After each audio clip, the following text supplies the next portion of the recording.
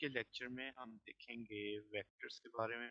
Unit vectors, addition of vectors, null vector, subtraction of vectors, multiplication of a vector by a scalar और resolution of vector. जैसा कल हमने देखा कि भाई हमने क्लासिकल मैकेनिक्स में स्टार्ट करना है न्यूटोनियन मैकेनिक्स से, और न्यूटोनियन मैकेनिक्स डील करती है वेक्टर्स को।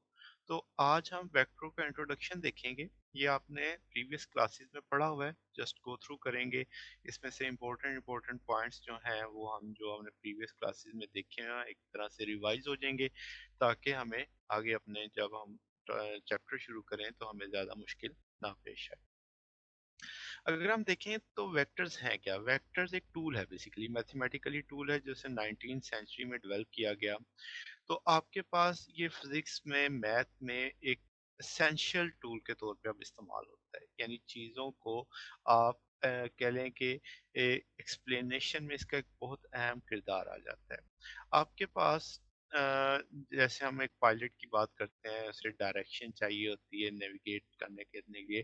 तो आपके पास एक वेक्टर है, उसमें प्ले करते हैं। इसी तरीके से जब हम एक कोई बिल्डिंग या कोई ब्रिज बनाते हैं तो हम देखते हैं कि एक पर्टिकुलर पॉइंट पे उसका लोड कितना उसे बर्दाश्त कर सकेगा। तो इंजीनियर उसके लिए भी वेक्टर्स की देखते हैं। और डेली लाइफ में वेक्टर्स आपके पास, जब हम किसी चीज़ को सपोर्ट्स दे रहे होते हैं तब भी वेक्टर्स का रोल उसमें आ जाता है। आपके पास बेशुमार चीज़ों में वेक्टर्स डेली लाइफ में इस्तेमाल हो रहे होते हैं। तो अगर हम प्रॉपर डेफिनेशन करते हैं वेक्टर की, तो वेक्टर एक ऐसी मैथमेटिकल क्वांटिटी है जिसके पास मैग्नीट्यूड भी होगा और डायरेक्शन भी होगा। यानी मैग्नीट्यूड से मुराद उसकी कुछ ना कुछ एक वैल्यू होगी, डायरेक्शन एक सर्टेन सेंस में होगा वो। अब आपके पास ऐसे वेक्टर्स अगर हम देखें तो साथ में जिनके पास मैग्नीट्यूड भी है, डायरेक्शन भी है और रूल्स और वेक्टर अलजेब्रा भी ओबे करते हैं। ये जो बात की गई ना कि रूल ऑफ वेक्टर अलजेब्रा क्यों उसमें इम्पोर्टेंट हो जाता है, इसलिए कि इसके अंदर आपके पास अगर हम बात करें टाइम की, तो टाइम आपके पास मैग्नीट्यूड भी रखता है, टाइम आगे की सेंस में बढ़ भी रहा है, मगर आपके पास वो और वेक्टर अलजेब्रा के रूल्स फॉलो नहीं करता। तो इसका मतलब ये तीनों बातों का पूरा होना जरूरी है हमारे पास, कि आपके पास मैग्नीट्यूड भी हो, डायरेक्शन भी हो और वेक्टर अलजेब्रा के रूल्स भी वो ओबे करे। अब वेक्टर्स आम जो स्केलर हैं यानी नंबर्स हैं उनसे डिफरेंट होते हैं। इनको आम तरीकों से आप बुनियादी तौर पे ऐड नहीं कर सकते, सब्ट्रैक्ट भी नहीं कर सकते, यानी इनका अपना एक अलग अलजेब्रा है। अब जैसे हम अगर कुछ वेक्टर क्वांटिटीज की बात करते हैं, तो हमारे पास वेक्टर क्वांटिटीज में क्या आ जाता है कि भाई जैसे आपके पास वेट यानी फोर्स वेक्टर है, देन आपके पास वेलोसिटी वेक्टर है, देन फ्रिक्शन जैसे आपके पास एक फोर्स है, वो भी एक वेक्टर क्वांटिटी है। तो इनके पास मैग्नीट्यूड भी है और इनके पास डायरेक्शन भी है। अच्छा, अब कुछ वेक्टर्स को हम दो हिस्सों में ले जाते हैं। एक को मैं नाम दे रहा हूँ ज्योमेट्रिक वेक्टर्स। ज्योमेट्रिक वेक्टर्स कौन से होंगे भाई? ज्योमेट्रिक वेक्टर्स वो होंगे जिनके हम कंसीडर करेंगे बगैर किसी एक्सिस सिस्टम के, यानी उनका कोऑर्डिनेट एक्सिस हम नहीं बताएंगे, जस्ट वैसे नॉमिनेट कर देंगे। तो आपके पास वो ज्योमेट्रिक वेक्टर्स कहलाएंगे। अलजेब्रिक वेक्टर्स दूसरे एंड पे आ जाते हैं, जिनको हम किसी कोऑर्डिनेट एक्सिस के साथ प्लेस करेंगे, यानी उनके साथ समझाएंगे। तो आपके पास ऐसे वेक्टर्स जिनको यानी इस्तेमाल करते हैं हम कोऑर्डिनेट सिस्टम के साथ, तो ऐसे को हम अलजेब्रिक वेक्टर बोल रहे होते हैं। ठीक हो गया जनाब? तो ये अब हमारे पास एक वेक्टर का एक थोड़ा सा स्टार्टअप था। अब इन वेक्टर्स के अंदर चंद इम्पोर्टेंट टाइप्स हम कह लेते हैं, जिसमें से एक है यूनिट वेक्टर। अब जनाब यूनिट वेक्टर जैसे नाम से जाहिर है कि भाई इसके एक यूनिट वैल्यू होगी, यानी इसका मैग्नीट्यूड आपके पास हमेशा क्या रहने वाला है, वन रहने वाला है। ये एक बात है। और ये काम क्या करता है, ये देता है डायरेक्शन। तो इस किसी भी वेक्टर की डायरेक्शन अगर बतानी हो तो हम किसका सहारा लेते हैं, यूनिट वेक्टर्स का सहारा लेते हैं। तो आपके पास अगर हम यूनिट वेक्टर के मकासद क्या है, तो हम कहेंगे ये वेक्टर्स की डायरेक्शन समझाता है। तो मैग्नीट्यूड 1 होने का मतलब एडवांटेज हमें ये है कि हम इसे किसी के साथ भी मल्टीप्लाई करेंगे तो ये उस चीज का मैग्नीट्यूड नहीं बदलेगा, मगर उस चीज को क्या प्रोवाइड कर देगा, डायरेक्शन प्रोवाइड कर देगा। आमतौर पे जब हम यूनिट वेक्टर लिखते हैं तो उसके ऊपर एक हैट की सिंबल डाल देते हैं। तो ये जो हैट की सिंबल है, यहाँ से देख के हमें अंदाजा हो जाएगा कि भाई हम यूनिट वेक्टर को डिस्कस कर रहे हैं। जैसे अब एक इसका मतलब अगर हम बात करें कि वेक्टर के पास कितनी चीजें होती हैं, तो आप कहेंगे वेक्टर के पास दो चीजें हैं, मैग्नीट्यूड और डायरेक्शन।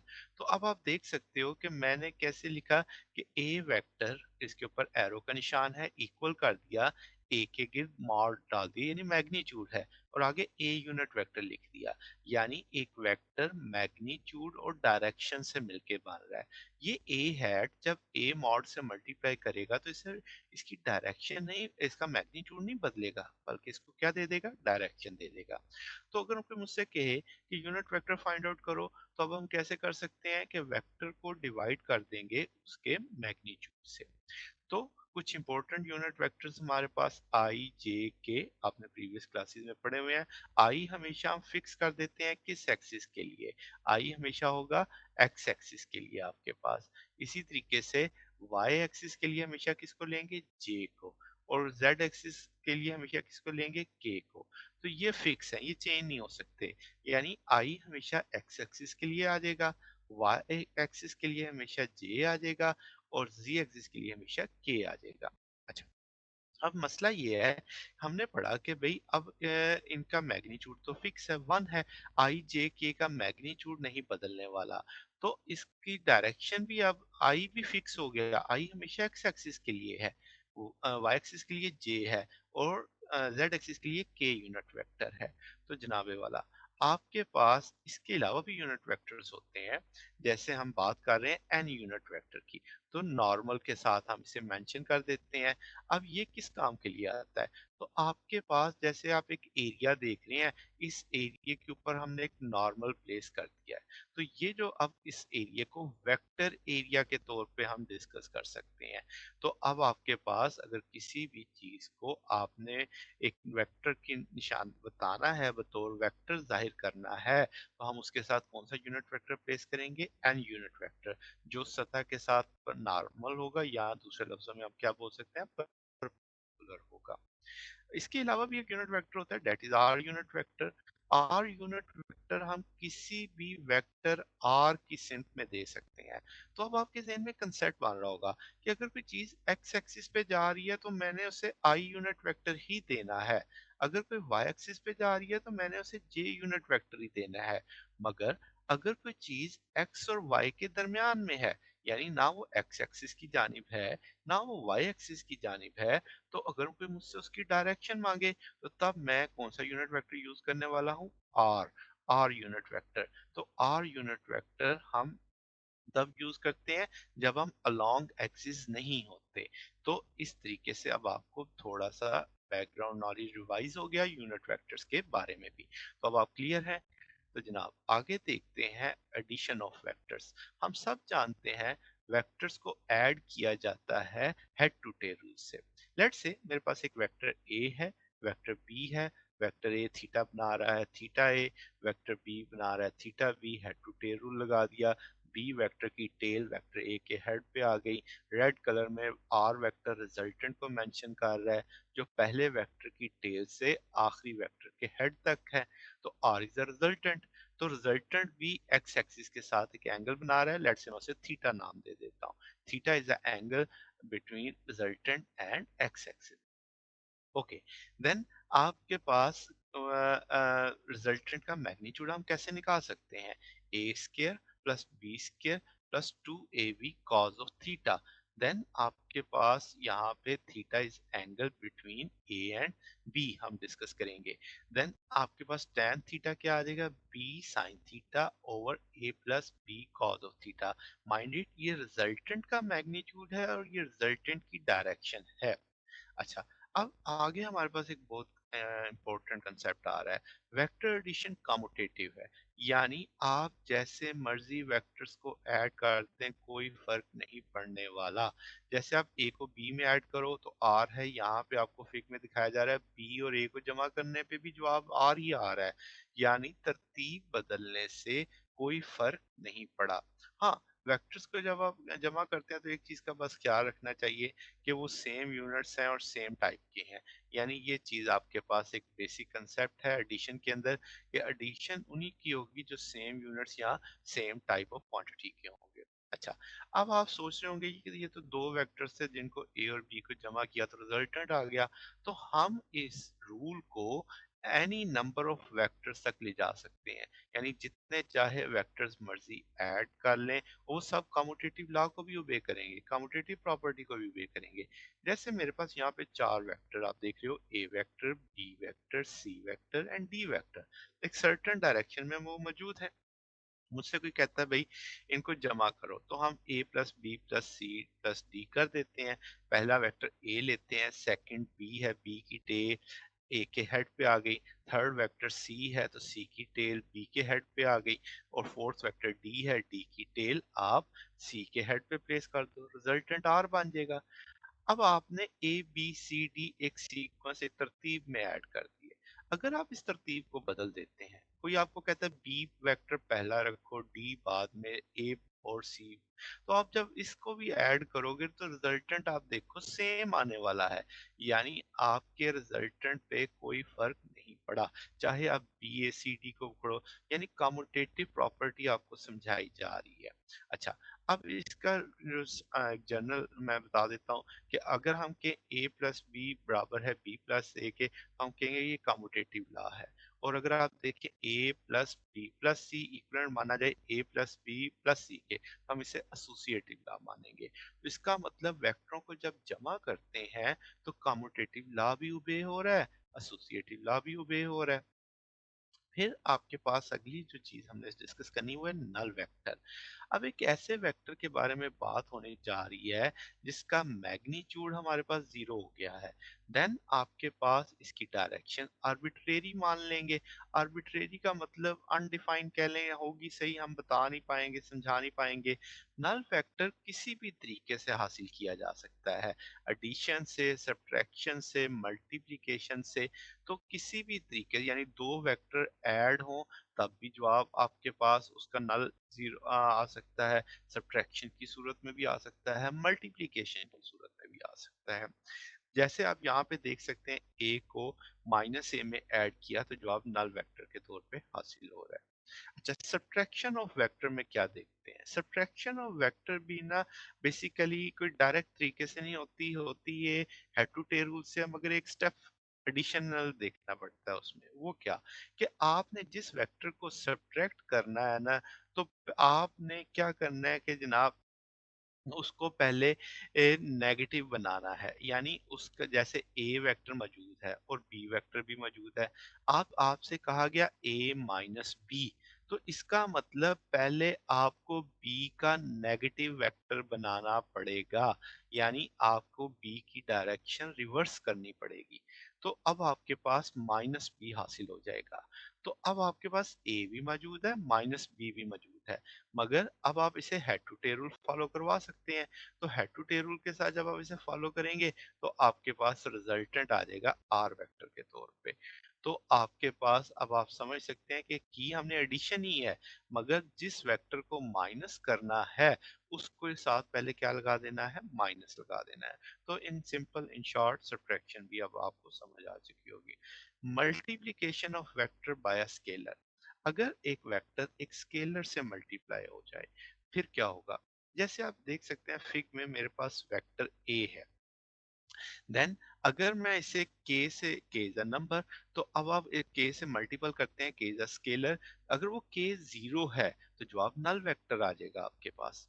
क्यों? मैग्नीट्यूड जीरो हो जाएगा आपके पास।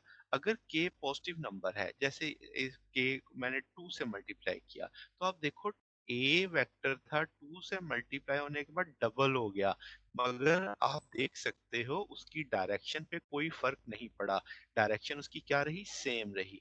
मगर अगर हम माइनस टू ए से मल्टीप्लाई करते, तो ए के साथ जब माइनस टू लगाएंगे तो मैग्नीट्यूड तो बढ़ेगा मगर माइनस की वजह से डायरेक्शन रिवर्स हो जाएगी।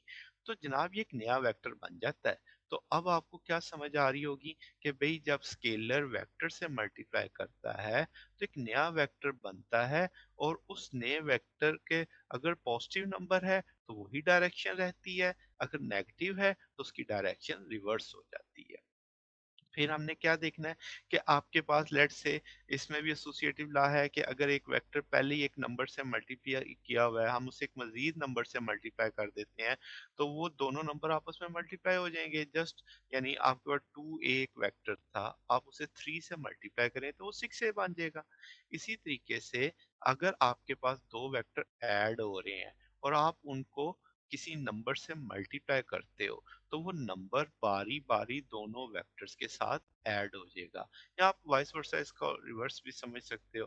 तो आपके पास इस चीज को हम डिस्ट्रीब्यूटिव लॉ कहेंगे। तो अब आपको एसोसिएटिव लॉ भी वेक्टर्स की मदद में समझ है और डिस्ट्रीब्यूटिव लॉ की भी समझ है। फिर क्या है जनाब, रेजोल्यूशन ऑफ अ वेक्टर। एक वेक्टर को हमने उसके कंपोनेंट्स में तोड़ना है, यानी उसके टुकड़े करने हैं, तो इस अमल को रेजोल्यूशन बोलेंगे। तो आपके पास इस रेजोल्यूशन के नतीजे में हमें कंपोनेंट हासिल होते हैं। अच्छा, अगर अगर आप आपने वो जो कंपोनेंट बनाए, वो कंपोनेंट एक दूसरे के साथ 90 का एंगल बना रहे हो, तो हम उन्हें बोलेंगे rectangular component of a vector. यानी दो कंपोनेंट जो एक दूसरे के साथ 90 के एंगल पे होंगे, वो कंपोनेंट रेक्टेंगुलर कंपोनेंट कहलाएंगे। जैसे आप फिग में देख सकते हैं, एक वेक्टर ए दिखाया जा रहा है आपको, एक्स वाई प्लेन के अंदर है। अगर मैं इस ए का साया एक्स एक्सिस पे गिराऊं तो ओ क्यू एक साया बनेगा। ये इस ए वेक्टर का साया होगा एक्स एक्सिस के ऊपर, ठीक है। और इसी तरीके से अगर मैं ए वेक्टर का साया वाई एक्सिस पे गिराऊं तो ओ एस एक साया की जगह बनेगी, जिसे हम वाई कंपोनेंट बोल देंगे। अब मैंने पहले तय कर दिया कि एक्स एक्सिस के पास डायरेक्शन है, आई यूनिट वेक्टर के साथ बताई जा सकती है, वाई एक्सिस की डायरेक्शन जे यूनिट वेक्टर से बताई जा सकती है। तो इसका मतलब ये हुआ, एक वेक्टर के जो दो हिस्से थे, ए एक्स और ए वाई, उनकी डायरेक्शन फिक्स हो गई। एक्स एक्सिस के साथ आई यूनिट वेक्टर आ जाएगा, वाई के साथ वाई के साथ जे यूनिट वेक्टर आ जाएगा। तो जनाबे वाला, अब ए एक्स मैग्नीट्यूड है, आई डायरेक्शन है, ए वाई मैग्नीट्यूड है, जे डायरेक्शन है। तो आपके पास इसका मतलब दोनों कंपोनेंट्स को अगर मैं हेड टू टेल रूल से ऐड करूं तो वापस ए हासिल हो जाएगा। तो क्या हम कह सकते हैं अब vector A is the resultant of its components. तो एक वेक्टर अपने कंपोनेंट्स का रिजल्टेंट होता है। अच्छा, अब अगर हम बात करें कि भाई हमने लेट्स से ए वेक्टर का मैग्नीट्यूड मालूम है, थीटा मालूम है, थीटा वो एंगल है जो पॉजिटिव एक्स एक्सिस के साथ बन पा रहा है। तो अब आप इसमें से जैसे यहाँ पे एक फिग देख सकते हैं, तो अब आप एक ट्रायंगल यूज कर रहे हैं OPQ। इसमें आपको ए मालूम है और थीटा मालूम है। तो क्या हम यहाँ से कर पाएंगे कि ए कॉस थीटा निकाल पाए? तो कॉस थीटा होगा बेस ओवर हाइपोटेन्यूज, तो ए एक्स ओवर ए आ जाएगा। A X is equal to A cos of theta. Same pattern पे A Y is equal to A sine theta. मतलब क्या हुआ कि आपके पास जो, अगर आपको ए का मैग्नीट्यूड मालूम हो, थीटा मालूम हो, तो आप एक्स कंपोनेंट भी निकाल सकते हैं, वाई कंपोनेंट भी निकाल सकते हैं। तो जैसा कि इक्वेशन 1 में हमने लिखा, ए एक्स आई प्लस ए वाई जे, तो अब ए एक्स इक्वलेंट है किसके? ए कॉस ऑफ थीटा के। ए वाई इक्वलेंट है किसके? ए साइन ऑफ थीटा के। तो वेक्टर ए का आप लिख सकते हो ए कॉस थीटा आई प्लस ए साइन थीटा जे। ओके, अब अगर मुझसे कहा जाए कि मैग्नीट्यूड निकाला जाए, तो हम मैग्नीट्यूड भी निकाल सकते हैं, जैसे हाइपोटेन्यूज का square is equal base plus perpendicular का स्क्वायर। तो ए का मैग्नीट्यूड इक्वलेंट आ जाएगा A x square plus A Y square. Then अगर थीटा मालूम करना हो तो tan थीटा की हेल्प ली जा सकती है, ए वाई ओवर ए एक्स। तो इस तरीके से हम वेक्टर का मैग्नीट्यूड भी मालूम कर सकते हैं, वेक्टर की डायरेक्शन भी मालूम कर सकते हैं। अब ये तो दो एक्सिस जब आप एक्स और वाई के बीच में थे। अगर एक वेक्टर तीन एक्सिस के बीच में आ जाए, फिर हम क्या करेंगे? तो आपके पास उस वेक्टर के 3 कंपोनेंट हो जाएंगे, एक्स कंपोनेंट, वाई कंपोनेंट और जेड कंपोनेंट। तीनों कंपोनेंट्स को ऐड करेंगे तो वो वेक्टर हासिल हो जाएगा ए। उसी तरीके से अगर हम उसका मैग्नीट्यूड लिखेंगे तो A x square plus A Y square plus A Z square. और अगर हमसे कहा जाए कि भाई इसकी एंग डायरेक्शन बताओ, तो ए वेक्टर एक्स एक्सिस के साथ अल्फा एंगल बनाएगा, तो वो कॉस अल्फा निकाला जा सकता है ए एक्स ओवर ए। ए का मैग्नीट्यूड चूंकि हमें मालूम है तो वो वैल्यू प्लेस हो जाएगी ए एक्स ओवर स्क्वायर रूट ए एक्स स्क्वायर प्लस ए वाई स्क्वायर प्लस ए जी स्क्वायर।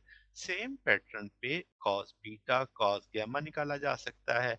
तो आपके पास अगर आप इन सब के जमा करो तो cos square alpha cos square beta plus cos square gamma is equal to 1। ये डायरेक्शन कोसाइंस कहलाते हैं।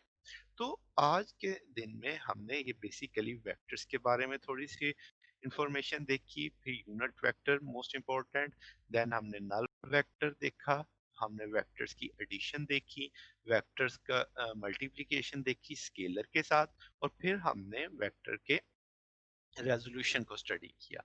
नेक्स्ट पे अब हम वेक्टर्स की मल्टीप्लिकेशंस को स्टडी करेंगे कि अगर वेक्टर वेक्टर के साथ मल्टीप्लाई करता है तो तब हमारे पास उसके क्या रिजल्ट्स आते हैं। तो आज के दिन के लिए बस इतना ही। बकिया इंशाल्लाह वेक्टर्स की मल्टीप्लिकेशन को कल स्टडी किया जाएगा। ओके, अल्लाह हाफिज।